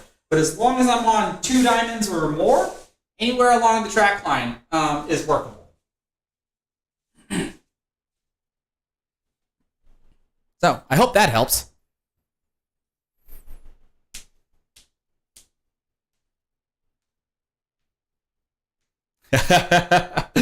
This is always fun. What is HAMB? What is the HAMB system, or the HAMB system as it's like to be pronounced? Hit a million balls. That's what HAMB stands for. And a lot of people like to promote that way, which is fine, because at the end of the day, that is something that you have to do. Like what I just did right here. Like, you're not going to be able to set this up and probably just whip it out on the first few attempts. You're going to have to hit a million balls, but not literally speaking, but you're going to have to hit a lot of balls so that way you can get the feel of how much spin you have to put on the cue ball, how hard you have to hit the cue ball in order to get it to go 2 rails around and be able to do whatever it is that you want to do. Or any of the drills that I've done, you have to hit a million balls in order to be able to work your way through any of the drills. And that's basically what the HAMB system basically stands for. But I know there's quite a few people out there that like to say, like, I just do everything by feel. And that's fine. There's nothing wrong with that. It's just that, in my opinion, if you don't back your pool game with some sort of system, it's just going to take a little bit long. It could take a little bit longer for you to be able to figure something out. Some might be able to figure it out faster than others. That's also normal because people learn differently. But systems that are geometrical systems that are actually in this game, if you can actually learn them, it won't have to be, a HAMB. It could be a HAMH, or or a hobby, HAHB. Hit 100 balls, or something, or a hat B, hit 1,000 balls or something. Just knowing systems, the geometrical systems that are actually in the game can reduce the number of balls that you're going to have to hit in order to be able to get the system down. But again, that's just my opinion. Let's see here.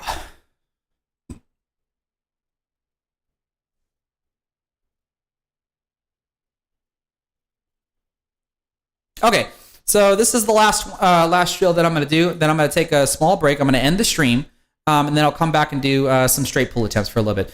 All balls in a circle, about 10-inch from the long side rail. All of the balls. I'm sorry, not. I don't necessarily want to do a drill that requires to do a lot of setup in order to be able to complete. Especially, let me just put it this way, Chad. I'll do that drill another time. just not tonight, since I'm at the ending portion of this live stream. But I don't necessarily want to do a drill on a live stream that requires a lot of setup time. In order for you to, I'd rather it be short and concise. And then also, again, I'm looking for drills that the vast majority of my audience can actually complete. And I actually like this one here. But Chad Richard, I have not forgotten about you. I will do that on another Saturday night drill, just not tonight. So I'm all of y'all in the chat, because I know all of y'all like to come back and watch. Hold me accountable to that. I will do the circle drill from the center of the table, but I'll do it on another stream. But Salty Mouse wants me to do the yo-yo drill. This is from Niels Fine. This is a fun drill. This I do consider to be a drill.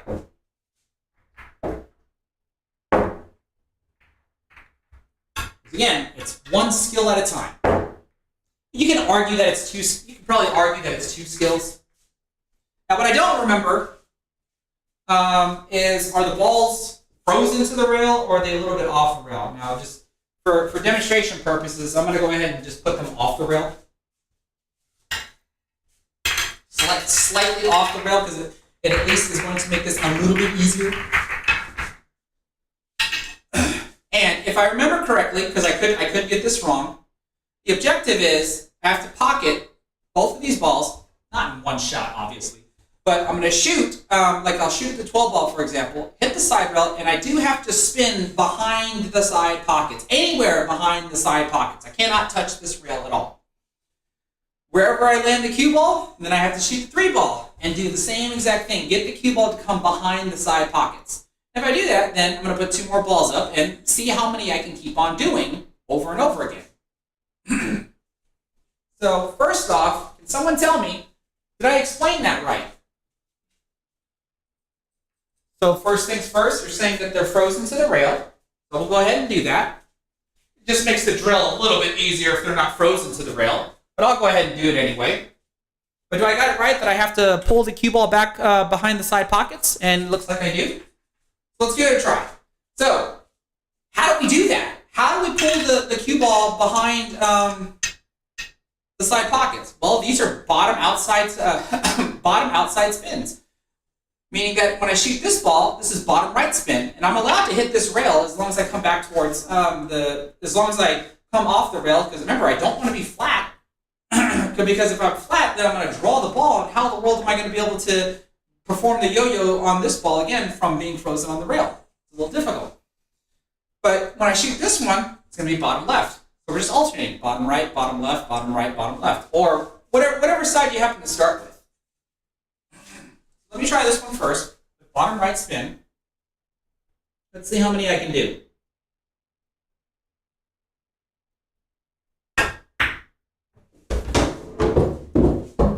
None. I can't do any. Right, like I said, frozen to the rail is a little bit more difficult.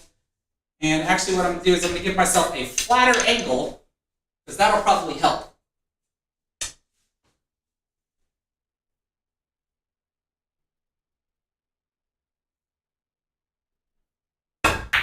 There we go. Get off the rail. As long as I have these flatter angles, it should be a little bit easier for me. Oh, never mind. So 1, because that obviously doesn't count. And the progressive way of measuring this is how many can you do? Just like with the other drills. How many of these can you do in a row before you either miss or don't satisfy the condition?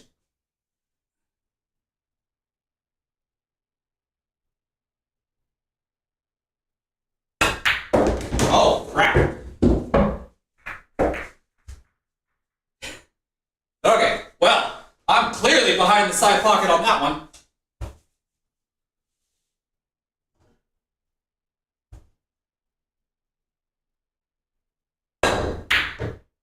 One. And I would have at least counted on that one if I would have made the ball. So far, only 1. So you can see how difficult this is, and like I mentioned before, if I move the balls off of the rail, I think it makes it just a little bit easier. Just a little bit easier. Now, when I look at how I shot the first shot there, I'm using too much side spin because of where I pulled the cue ball back. I'll take some side spin off.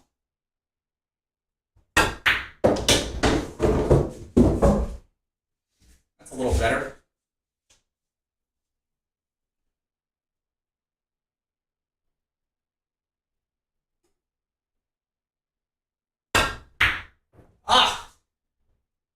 Hey, that would have counted. Got behind the side pocket. So there, I'm learning a couple of things. Like I'm trying to draw the cue ball behind the side pockets on each side. And I forget, I don't have to do that. I can hit just above the side pocket so long as it rolls behind the side pocket. So let me change my thought process on that. I don't know, I keep trying to draw here. When I forget, I can draw to here and spin behind the side pockets. That makes things a little bit easier if I do it that way. Let's see here.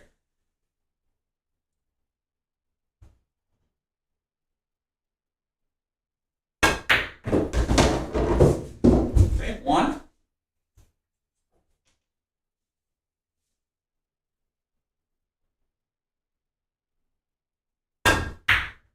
I still can't make two in a row. Like, that wouldn't have counted anyway. I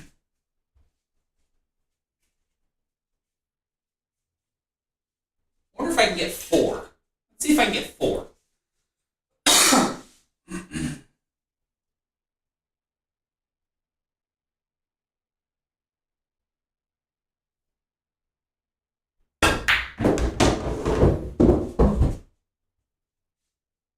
All right, let's make this one. All right, remember, an achievable goal. Let's at least get two.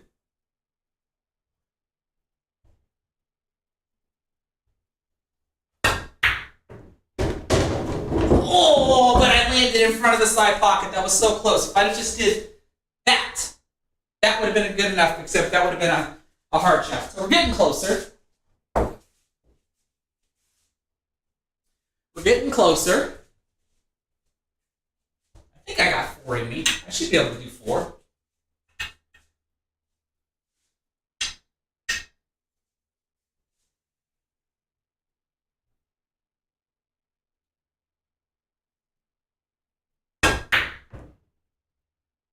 That's almost what I want to do, except I want to hit here.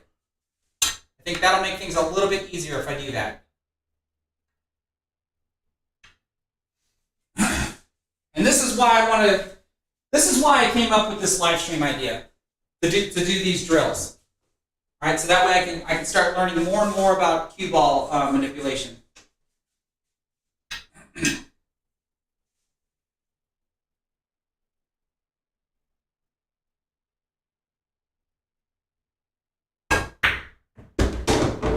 Get behind the side pocket, please. Yeah, except I don't like that. But maybe I've got the wrong idea about it. There's no way I'm going to be able to hit the six and get behind the side pocket again. At least I don't think. I'll try it.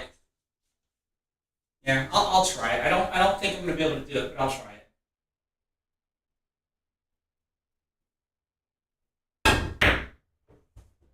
Yeah, even still, making the ball and doing that at the same time, especially since normally when you have rail shots like this, frozen rail shots, you typically use the same side spin, meaning that if I'm going to cut this in, I would use left spin.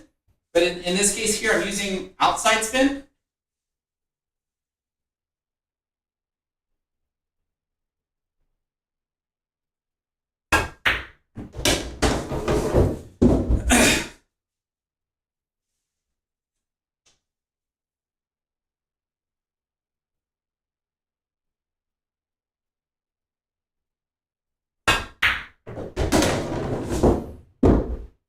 Well, I've at least pocketed two, but I haven't satisfied the condition by two.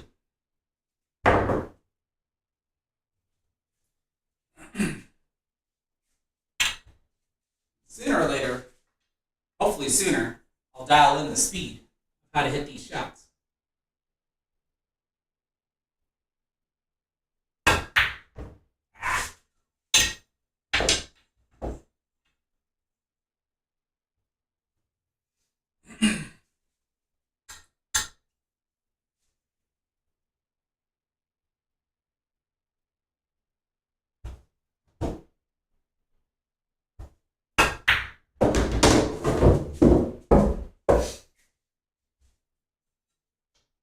Come on now.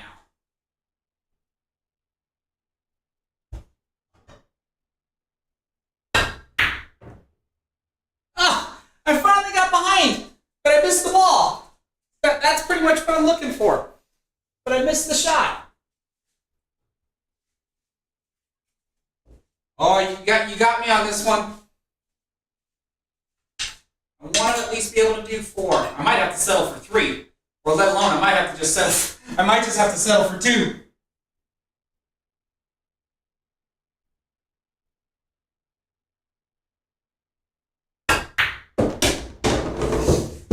Man, that's pretty good.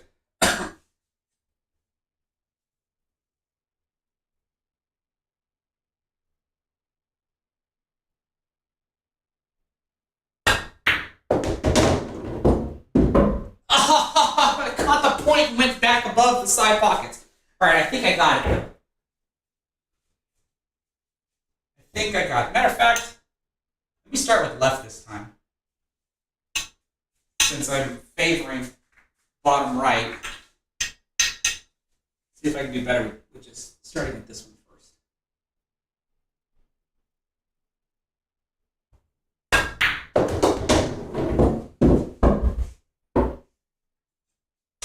Well, this will be a little bit easier.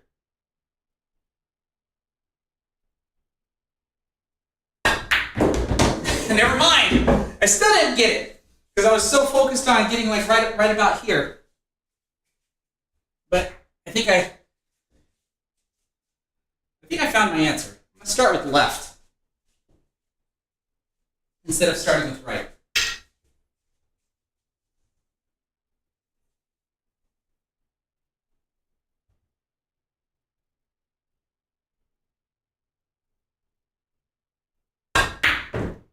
Oops.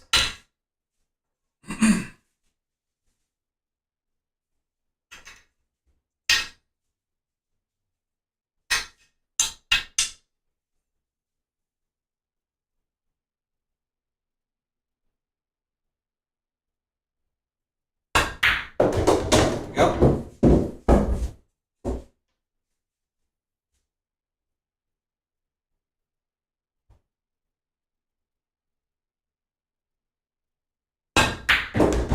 There we go. 2. Now, I honestly don't remember. Am I allowed to shoot at any one that I want when I do this? But I'm going to go ahead and shoot this one since this is the one that I'm on. So can I get 3?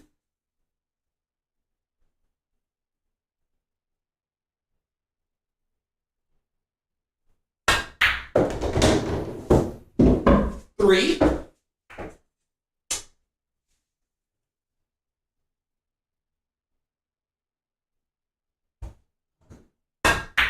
Oh, I don't think I hit it hard enough, but I did. That's 4. I'm behind the side pocket.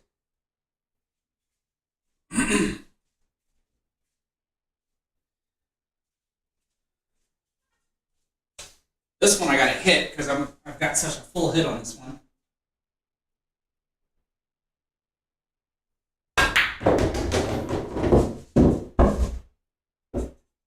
Five.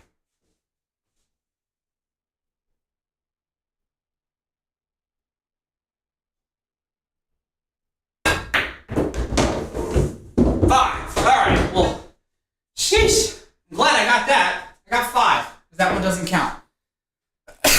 Oh man, that one was harder than I thought. Holy cow.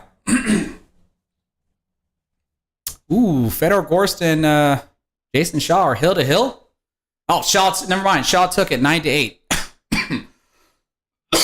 Okay. So yeah, there is that. This is a good question. Terminology question from Loping CSF. How do you define inside spin versus outside spin? I have something in mind, but every time I get a coaching timeout in the league, my coach uses the term differently than I am. So I can answer that. Let's do this. Inside versus outside spin. This is the way I like to define it, which I think is the general consensus.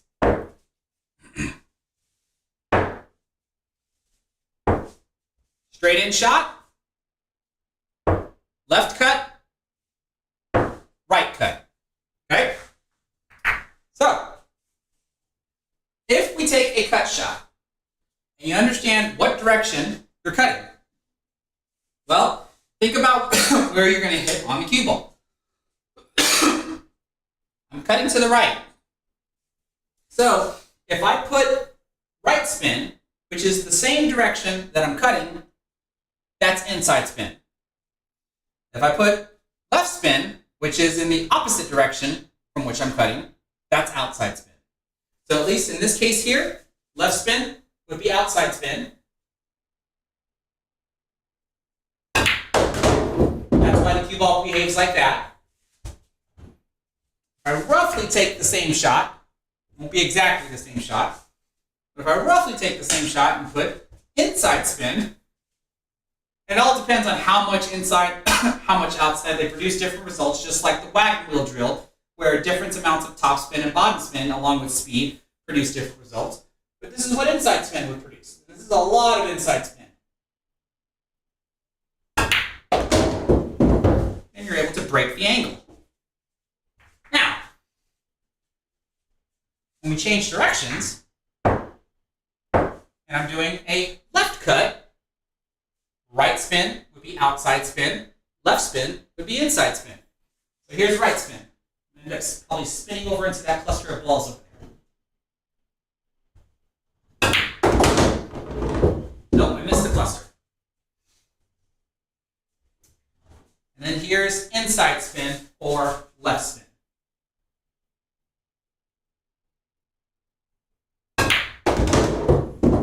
Like I said, you're able to break the angle. If I use less amounts of left spin, then the cue ball will start working its way back out that way. That is my understanding.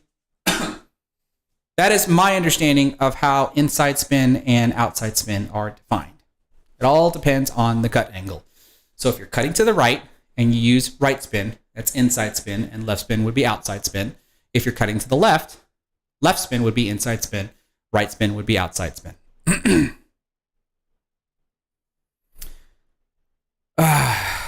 Let's see here.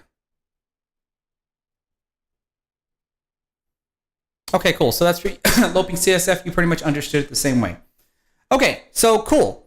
Well, everybody, like I said, I'm going to go ahead and end this stream for Saturday Night Drills, roughly about 2 hours. So I think this is a good stream. And I'm going to take a small break, and then I'm going to come back and probably do maybe an hour or two of some straight pull. So let's see here. First, before I go, I want to see that it looks like there are 63 of y'all here, and I've got 66 likes for this stream, so I really, really do appreciate it. And if you're new to my live streams and you haven't done so already, at least please give this stream a thumbs up, whether you're on Facebook or on YouTube. If you're on Facebook, I would appreciate it if you would share this stream to your, excuse me, I would appreciate this if you share the stream to your Facebook profile, so that way any of your friends and family can discover who I am if they're wanting to learn how to play pool. And then, of course, maybe share it to any of your favorite pool groups. Doug Whaley, thank you so much for subscribing to my YouTube channel. I really do appreciate it.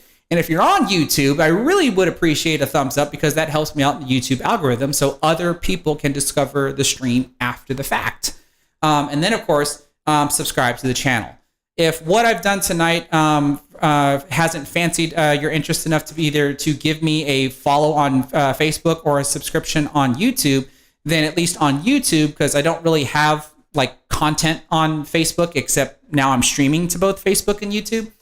Check out my YouTube channel. Check out my recorded content where I teach single skills of the game: draw shots, follow shots, jump shots, masse shots, etc. I do analysis of my own 8-ball matches, etc., etc. Check out the content of my channel, and if you like what you see there, then perhaps giving me or subscribe to my channel as well and help me get to 100,000 subscribers so that way I can get that YouTube play button, which I would be super excited if I'm able to do that. It's flip coin, not coin flip. Yeah, see, it worked. But now we can't do it for another 5 or 15 minutes or whatever it was. I can't remember. So for anybody that's on YouTube or for anybody that's on Facebook, thank you so much for being here with me tonight for at least Saturday night drills. Like I said, in a little bit, I will be back to do some straight pull. See you soon.